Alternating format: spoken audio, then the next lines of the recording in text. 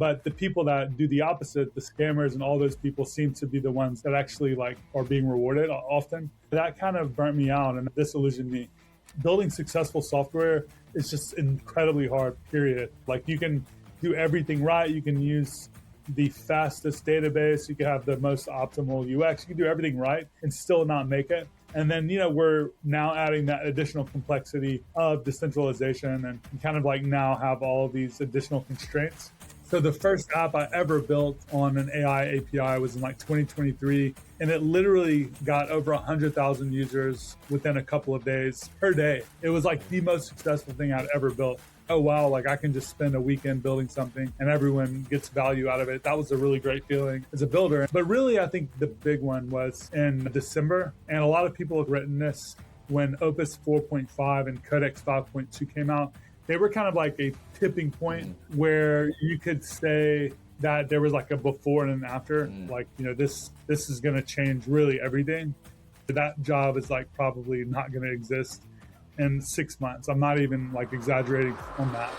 This episode is sponsored by NIM, the world's most private VPN that protects your internet traffic and metadata. Unlike traditional VPNs, NIM uses a decentralized mixnet to scramble your internet data, hiding who you're talking to, when, and how often. You can switch between full mixnet mode for maximum anonymity or a faster VPN mode for everyday use. Pay in crypto or fiat, and even your payment stays anonymous thanks to ZK-powered anonymous credentials. Take back control of your online life at nim.com. Sign up today using the code BlockchainSocialist and get an extra month for free. Hi everyone, you're listening to the Blockchain Socialist podcast. I'm Josh Davila, and I'm here today with Nader Dabit. You guys may know Nader because he was, for a long time, a pretty well-known figure in the crypto space, doing a lot of work in the DevRel at some pretty popular projects, including Aave, Lens, Developer DAO, I think you were also a founding member of, and most recently Eigen Cloud, also was called Eigenlayer before. But you recently transitioned, you did the pivot that everyone said to do, pivot to AI, once all the AI stuff started getting big.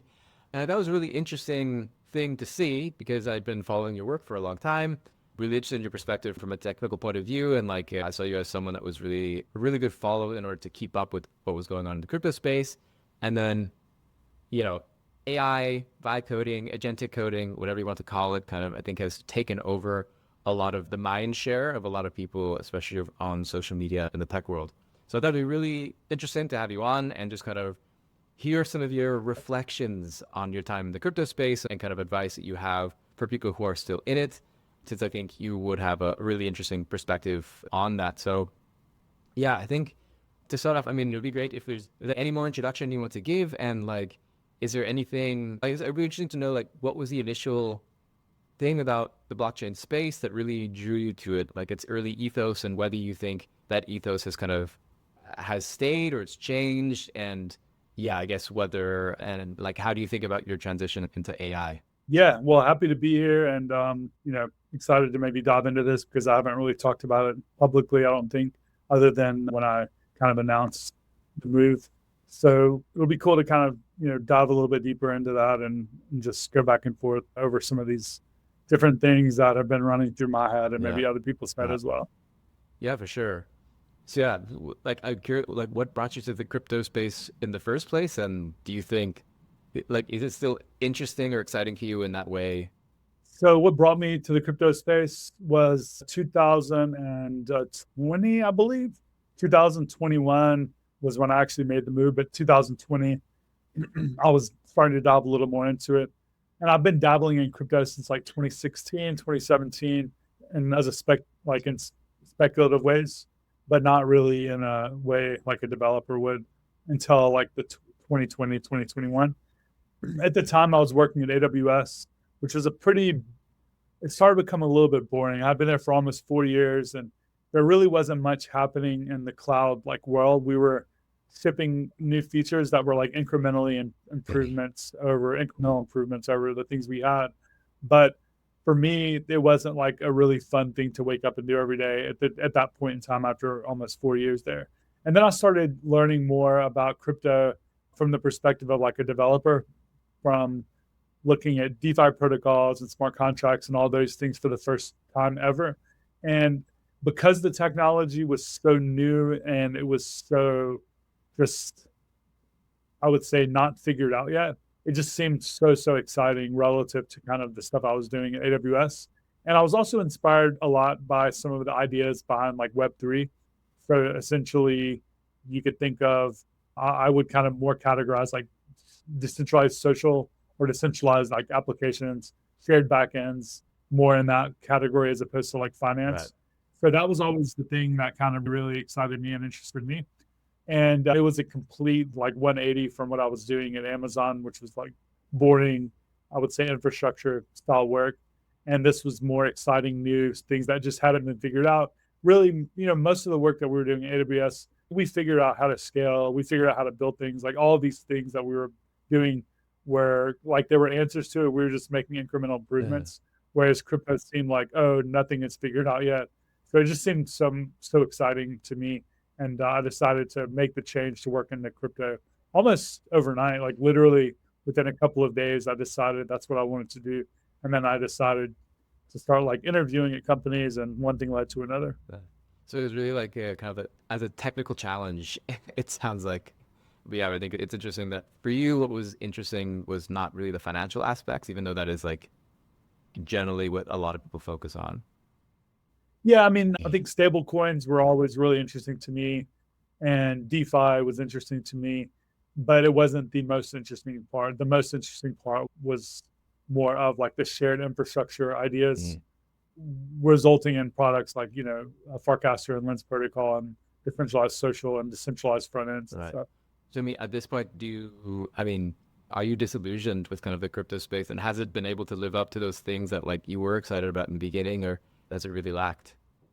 Okay, the answer to am I disillusioned? Yes, I am disillusioned a bit, but that doesn't mean a lot of these things haven't really become successful. I think crypto has proven itself to be extremely good at certain things like finance, trading, payments, a lot of like really great, powerful things that enable a lot of cool stuff. But the things that I was interested in and that I was trying to be a part of didn't really pan out as well. And then there's all the other stuff that's happened over the last few years with a lot of the grifting and all of those things Yeah. seems to have just gotten worse. And our industry seems to reward those people, or I wouldn't say our industry like does that on purpose, but they're very forgiving. Like, and people are get away with a lot of stuff. And I think for people that are in it for reasons that are more balanced, and I'm not going to say like I'm not working at a company to not get paid also. Like all of us want to make a Right. living, but it's not like the most important thing. Like we often almost always actually take less money to do things that we think are like more interesting and more impactful. But the people that do the opposite, the scammers and all those people seem to be the ones that actually like are being rewarded often. You could almost argue more often than everyone else. And that, yeah, that kind of burnt me out, and that did disillusion me. And then kind of seeing what happened with Farcaster and Lens, and a lot of these decentralized like applications that weren't financial, not really making it, was also a little disillusioning. So yeah, it was kind of like a bunch of things. Yeah. Do you have any thoughts on like why you think those, maybe just speaking about like maybe decentralized social applications, like why they didn't pan out the way that people wanted them to pan out? Building successful software is just incredibly hard, period. It's just so fucking hard. Like you can do everything right. You can use the fastest database. You can have the most optimal UX. You can do everything right and still not make it. And then, we're now adding that additional complexity of decentralization, and you kind of like now have all these additional constraints. And this was an argument that a lot of people made to me like a long time ago. Like, Right. so it's not like a new argument, right? It was just something that I was not, I would say, bought in on, in the sense of I thought that people would see the value of some of these features that can be like enabled by decentralization, and it would become successful because of that. But the barrier of like onboarding the masses is just really hard when you have these additional constraints. And kind of we've seen that happen over and over, in different ways for these types of applications. Whereas finance is a more optimal like use case, I would say, trading and all these different like financialized applications or a better use of that. And therefore that value proposition really shined a lot better as opposed to these other like ideas. Right. So I think like one of the things that I've like kind of felt whenever there's a certain moment that I can't really say when exactly it happened, but I remember feeling that like AI kind of took all of mind share and all of the space and like air from the room that like a lot of times crypto would kind of inhabit, just because it was like this new thing and people kind of figuring out, like you said, there's all this space to kind of figure stuff out and like plenty of technical challenges around. But there's also been this kind of, I think part of the thing is that like when you do something with AI, you try a little bit of vibe coding, agentic coding, you are able to like immediately create something and it becomes real. Like you're able to like move from idea to something that you can play around with quite quickly. And it has nothing to do with finance. And it was to me a moment of just like, wow, AI immediately made something that was like useful to me that had nothing to do with finance. And like I can begin play that. Like I feel like that interaction pulled, it was like one of the things that pulled the air out of the room for crypto, because crypto was just kind of repeating the same thing of like another meme coin launch pad, another like financialized Right. bullshit, whatever. Yeah, I don't know if you have any reflections on that. Yeah, there was like two, in my opinion, at least for me, there was two times when I was really compelled, maybe three times I was really compelled by the AI space as someone that's just always looking and excited about like the cutting edge or bleeding edge. And I'll go into more where I did think the future is even headed. Yeah. That's beyond AI even. But for now, I'll say it was like 2023 when GPT started becoming like pretty good in terms of what people could build on it with ChatGPT.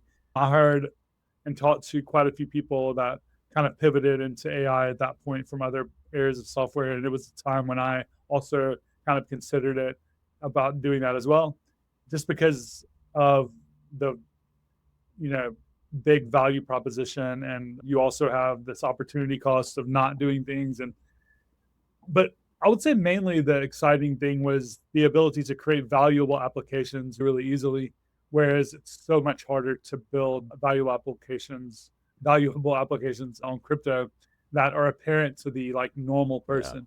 So the first app I ever built on an AI API was in like 2023, and it literally got over 100,000 users within a couple of days per day. It was like Well, the most successful thing I'd ever built. And I'd built, tons of things on crypto rails before that. None of them had like really done that well. So that was a really cool feeling. Oh wow, like I can just spend a weekend building something and everyone gets value out of it. That was a really great feeling as a builder. And I think all builders love that feeling, uh, right? So AI just makes it really easy to build cool stuff, right? And a lot of us are in crypto because we like to build cool stuff. So, but yeah, there was like a couple of times, I think, 2023, and then, depending on how tapped in you are, you might have seen the like improvements happening with like Claude and these other different coding tools, or the agentic coding LLMs that had kind of like moments where you were like, oh wow, we can kind of see where this is going, and yes, this is awesome. But really, I think the big one was in December, and a lot of people have written this when Opus 4.5 and Codex 5.2 came out. They were kind of like a tipping point uh, where you could say that there was like a before and an after. uh, Like before Opus 4.5, I couldn't reliably say that the LLMs that are out there could do most of the work that's out there consistently, reliably, like a bar that most people would be okay with. But Opus 4.5 like was that, and that was like a moment where everyone was like, "Oh shit!" Like this is gonna change really everything, and it became really like fun and exciting to start diving into that a little more. So yeah, I would say the moment for me was like two moments, like 2023, wow, this is crazy and it's gonna change everything. And then 2025 December, wow, it's actually here, yeah. and now it is gonna change everything. So Which is pretty fast. I mean, that is like, I feel like it happened much faster than I thought it would, I guess, or like the models kind of improved a bit faster than I thought it would.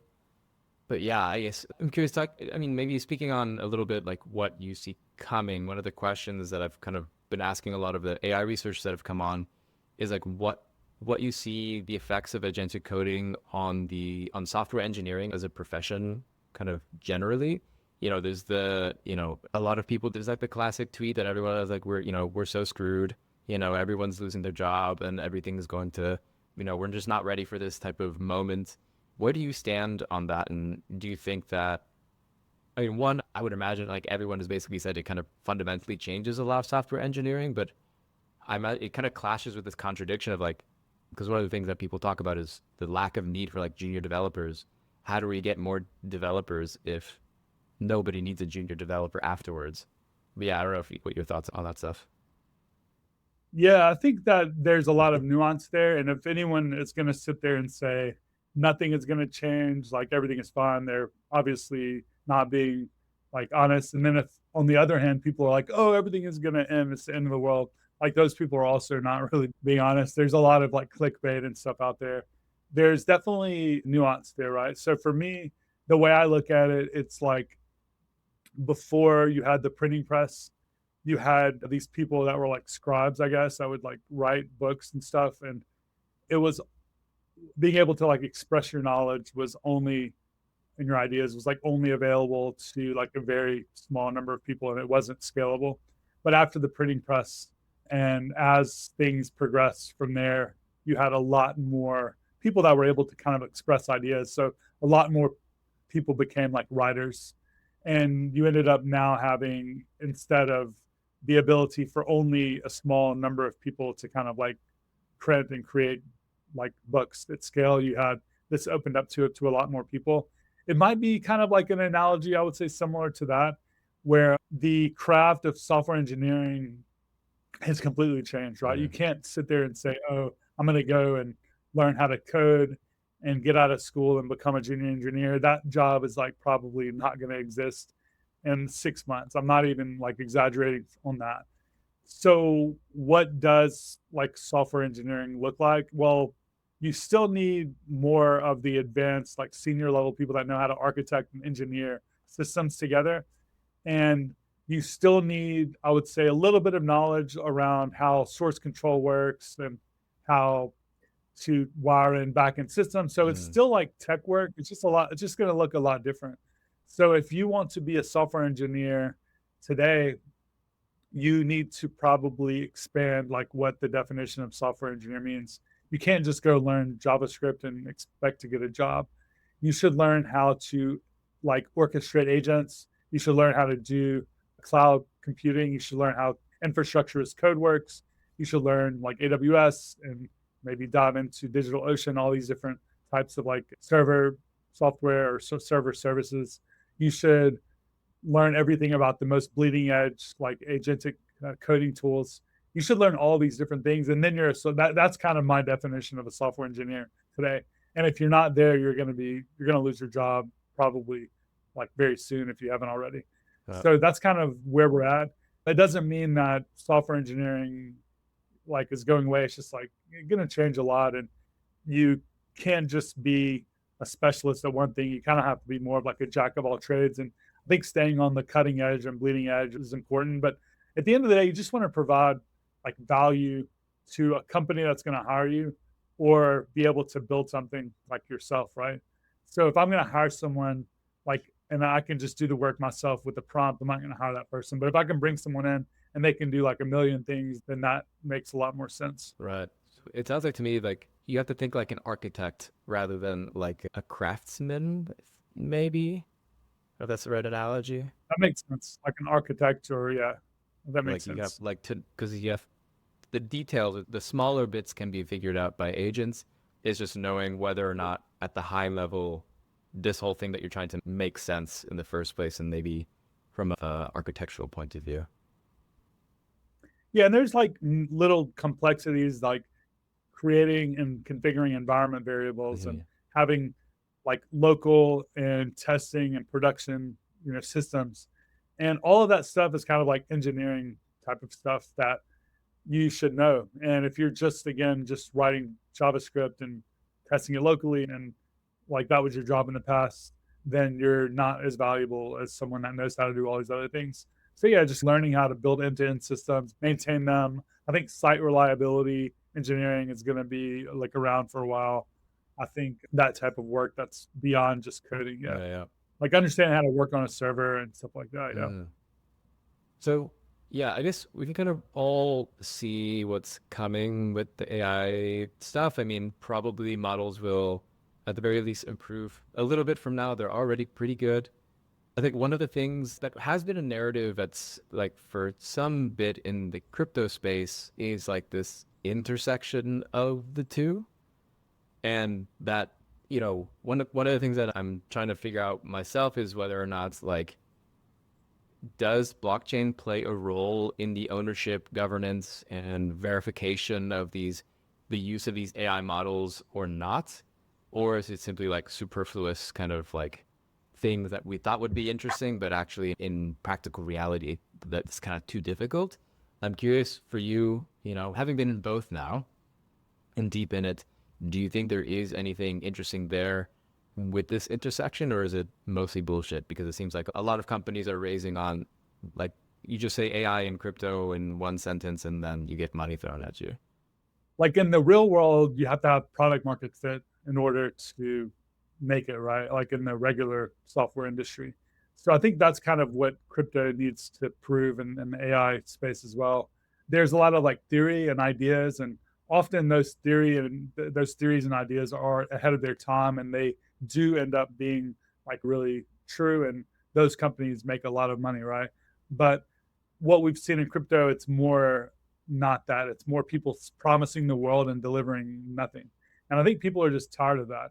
So specifically with crypto and AI, yeah, I do think there's a lot of potential there, and there will be some really big companies that are able to figure things out. But on one hand, you can argue that crypto is probably, like, at least stable coins are probably the ideal monetary like system for AI agents, because they are permissionless and you can send and spend and all these things without having to go through a lot of these like regulatory hoops.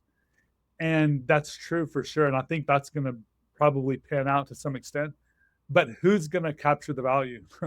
Like, you can't just say, oh, like crypto and AI are perfect and AI agents are going to use stable coins. So I'm building this company and like we should be worth $1 billion. Like, how are you going to make money off of it? How are you going to make money off of this, right? Like, our company generates revenue, the company I work for now. A lot of these companies like Figma and all these companies are worth billions of dollars, and they've taken a huge hit over the last few months, and they're still generating like crazy amounts of revenue. They're profitable. They're literally making money, and they're worth less than some of the valuations that we've seen in crypto for companies that literally make like almost nothing, right? So I think like what crypto is going to start moving into, it's just going to be like normal software because it's maturing. You're going to need product market fit, and you're going to need revenue, and you're going to need to have a balance sheet that shows that I'm making $100,000 a month and I'm spending $80,000 a month, so I'm profitable, and therefore people want to invest in me, because you see the stock market is really outperformed relative to crypto.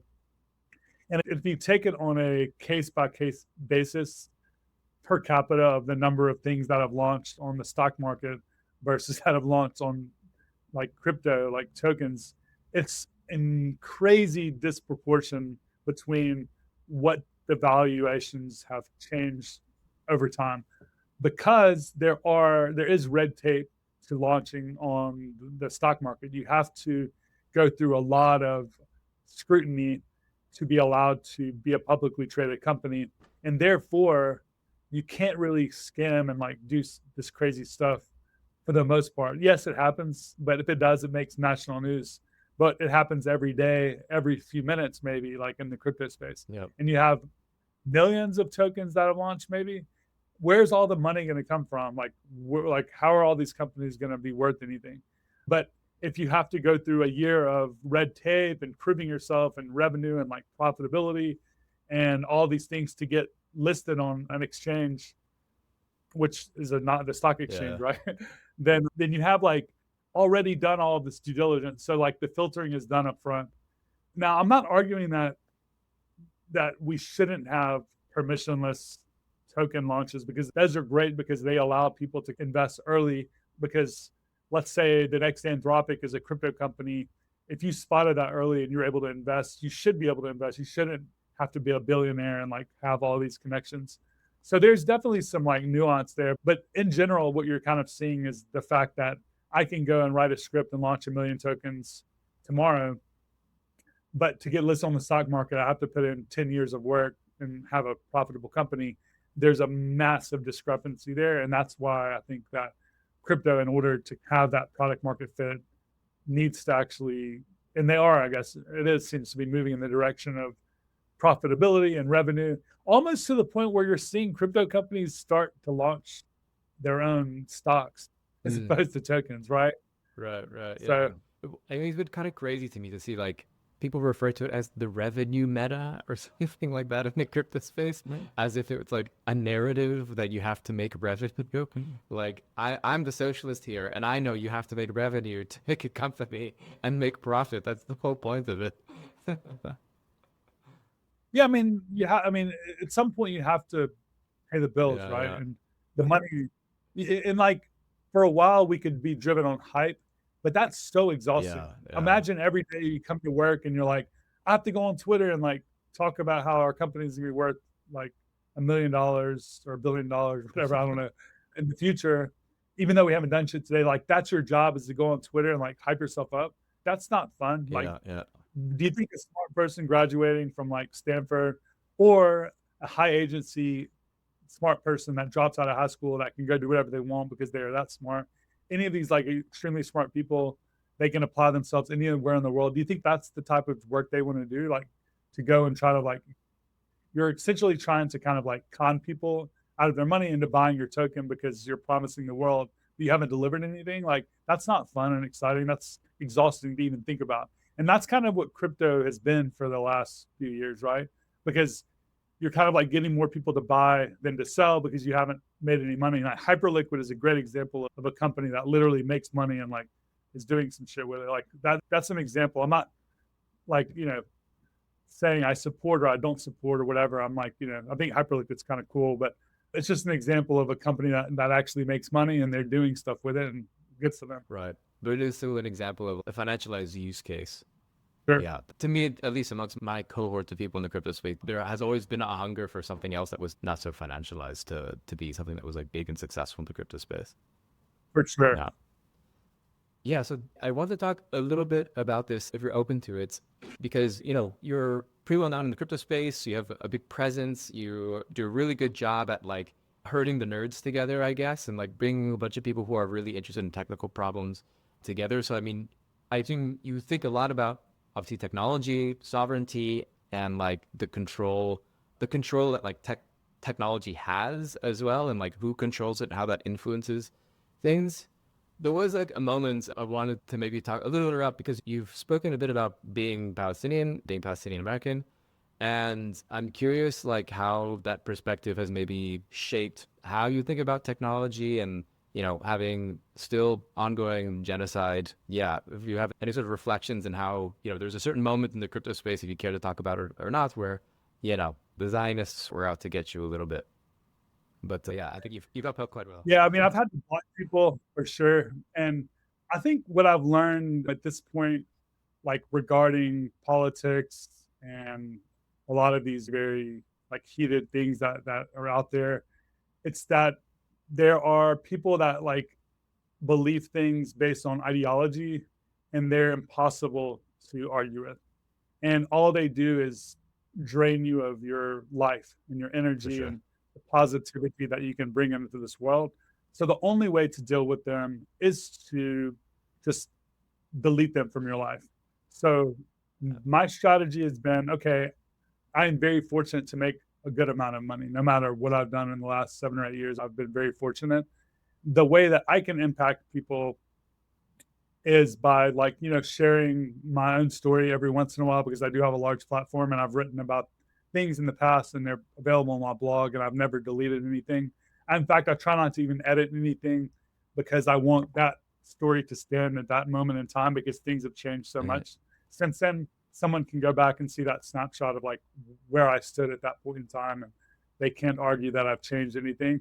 But yeah, for me, the most impactful thing I can do is just give back financially or personally or things like that, because I have like a lot of mental health issues with anxiety, depression, and I would say, yeah, anxiety and depression are like the two things that I struggle with a lot. And having like a public presence and then being attacked is something that is really hard for me to deal Yeah. with. Like I literally will go into kind of like a spiral for like weeks or months at a time from little things that shouldn't probably affect me at all. And I've had that happen so many times that I just don't want to deal with it anymore. And I've also realized it's like pointless to argue with people online. Like, but what's also cool though is that the world is starting to become more aware of the truth of things that are happening in the world. It's crazy the things that like I've known and that a lot of other people have known, and that I would say were almost too like crazy to believe or things like that in the past are now becoming like general knowledge. Right. So that's really interesting to see. So I almost feel like the voice that I have like would, still probably be good for me to speak up more than I even do at this point. But everyone is talking about it. Like it's really interesting to see that a lot of these like people that maybe would have been bullied in the past are not afraid to speak up anymore. And it's becoming like, you have people like even, I don't know, Tucker Carlson that are coming out and talking about things that I don't even like. I really didn't like this guy like ever. But I feel like even people that I didn't like are starting to see the truth in things and speak their own mind. And I don't agree with everybody all the time, but it is interesting to kind of see people that I completely disagree with on Mhm. everything start to come around and have like more balanced views on things, which is really interesting to see. But yeah, I mean, for me, the TLDR is like I've dealt with a lot of mental health issues like lately with some of that stuff. So I've tried not to get in these online arguments anymore. And I think the most like impactful way that I've been able to make a difference is like monetarily helping people and doing things that I know this is going to go and help this one person or this family. And then I can feel like I've done something and they know that I've helped, and the world doesn't really have to know about it. And I can go to sleep at night without having to worry about someone like attacking me or my family. Yeah. I mean, completely fair. Yeah. Yeah. To see people like Carlson somehow making the circle and changing his view and a lot of that stuff, I think it just, I mean, I think it shows just the obviousness of the situation and just like how the amount of mental gymnastics that you have to keep doing in order to Yeah. convince yourself to keep following the line of like American media or whatever is like, I think for too many people, even on the rights, even on the conservative side, or it's too much to bear. It's like, too obvious in the same way that maybe like, you know, people trying to convince that Joe Biden was like mentally all the way there too. I mean, it was like, you could see it with your own eyes. It's not hard to say. 100%.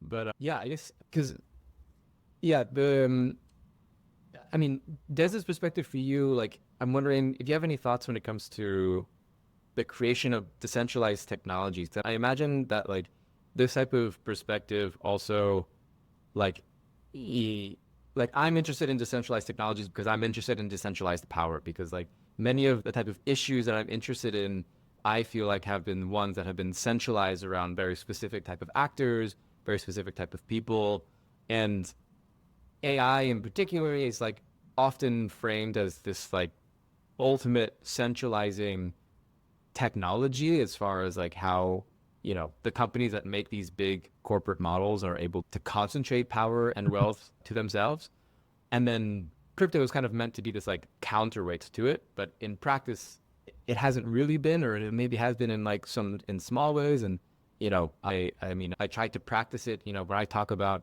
sending like a bunch of crypto to people in Gaza to send aid to them. Like it's, to me, this is like crazy thing that we're able to do, but it's something that doesn't get that much attention as what it could be whenever people really love to talk about the decentralization aspects of crypto as well.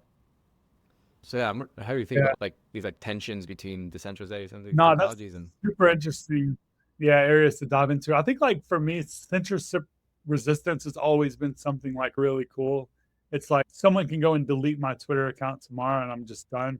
And that was why decentralized social was always so like interesting to me, because it is like the expressivity of what it means to be censorship resistant. Like, what does that mean to actually be expressed in the real world? Well, to me, it's kind of like having a platform that no one can take away from you, and having places to like collaborate and talk, do things that are not able to be censored, because the biggest platforms today are very prone to censorship, and that hasn't changed at all, right? Like Twitter is worse than it's ever been in terms of that. Like we're not seeing like a lot of bans happen that I know of, maybe, like I'm sure it's happening, but they can and they still do ban people. And you see that happening on Instagram as well. And then you start seeing now like these groups of people that are buying these companies. Like there's been a Right. conglomerate now of a lot of the media companies and TikTok and all these different things. It's just getting worse. So like the idea of censorship resistance is has continued to be that one big part of like what I got excited about. It's just hard to actually build a like platform that I would say has mass adoption. It is cool though to know that I can go and I can actually save information somewhere on Ethereum or another network or some other like place that isn't going to be, that cannot be erased. That's really great to know. But how can people discover that and things like that? That still is to be like, yet determined. Like, we don't really have a great network for that right now, I would say. So there's that aspect. And then there's the decentralized payments and like stable coins and stuff like that. So that's really important, because with destabilization, you have destabilized currencies and you have people that are taking other people's money, right? Like you literally have a lot of that happening when you have wars and things like that. So the ability to kind of like store money and prepare yourself for these sorts of situations, at least giving people that ability, and they have had that, is really great, because you can obviously have all of your money in your head and no one can really take that from you, or if they can, it's going to be in a very like crazy violent way. At least no one can just like come and rob you, right? So like all of those sorts of things are really important, and they really still like excite me, and make me care about like crypto and the ethos of crypto. But in terms of AI, yeah, this is a really another interesting point. It's almost kind of like how the social networks are. The people with all of the power are able to kind of control like what the outcomes are, and they can steer these things in very underhanded ways that are not visible to us. So there's a lot of discussions around the ethics of OpenAI and the ethics of Anthropic and these things, especially in the last week. But really, it's always kind of been a topic of discussion. And you can see a clear like fork in the road what happened in the last week between what Anthropic and OpenAI was willing to do. But you could even argue that Anthropic has already crossed the line of what ethical could or should have been, because they've already had these contracts with the government to do these sorts of things, right? So you have like these different models and these different, like, I would say, training data sets that affect the future of the world, because like people grow up now in this world where they're talking to AI, and AI is kind of like the source of truth. So like if the source of truth is tainted, then the truth is going to be like written by whoever is in charge of these large models. Now I have hope that we're going to have like open source models and the ability. I think this technology is going to progress in the next few years, that you'll have really great models that are trained fairly, that are available to everyone. I'm not as worried maybe as some people are. Yeah, yeah, fair enough. Maybe before we go, last question, and then we can go. But are there any like advice based on your time and like reflection on the crypto space that you would give for people who are still in it? What are things that they really need to hear now, or else like kind of crypto is a wash, basically? Yeah, no, I mean, I've learned so much. Wow. Like I've made so many mistakes, and I've had a lot of great also experiences that I would say were a success as well. So I would say that a lot of the people in crypto have this way of selling things in a way that are kind of like aspirational. And it's important to work with people who are grounded, that have a balance between aspiration and reality, and that they can actually accomplish the things that they say they're going to do, and that you don't get conned by someone. I mean, there's been so many examples of ideas that sound so amazing to me that I was also bought into that idea. I might not have worked for that company, but I believed in that person. Like they made me believe in them, only to be let down over and over. But there are also examples of people that kind of have ideas that were great, but they were grounded, and you can kind of like almost see that difference in who they are, right? So I would just say be careful about the people that you believe and try to kind of like really question everything. And if you can kind of do that, you can probably come to a place where you are not being led down a path that isn't like true or right, and that you're able to work on things that might actually have the ability to find success. You don't want to spend a year or two doing something that, like, for instance, let's just say, like, if I decided to go work for Movement Labs, there was a point in time when I first met him that I was like impressed by him a lot. But quickly before all this stuff happened, I kind of made a realization, oh, okay, I see what's going on here. And then imagine staying and kind of believing in that founder for like 2 years or something, right? That would really suck. So, I mean, that's just kind of an example of like, try to do due diligence about the idea, product, person that you're working for, and work on things that either, I would say, have the ability to be real, true, valuable things at some point in time in the future, or even if you know the thing that you're not working on is ever going to be worth anything, it's still really cool to do cool research and stuff like that. So, find the thing that you want to be working on, but don't put too much trust in some of these founders. You heard it here. Don't trust those founders. Find things that are more grounded in reality. Yeah, there are great people out there, like, but they're the exception, right? Yeah, So, yeah. Awesome. Well, thanks so much, Nader, for coming on and sharing your reflections. I think, yeah, it's a huge loss that you left the crypto space, but totally understandable and totally fair.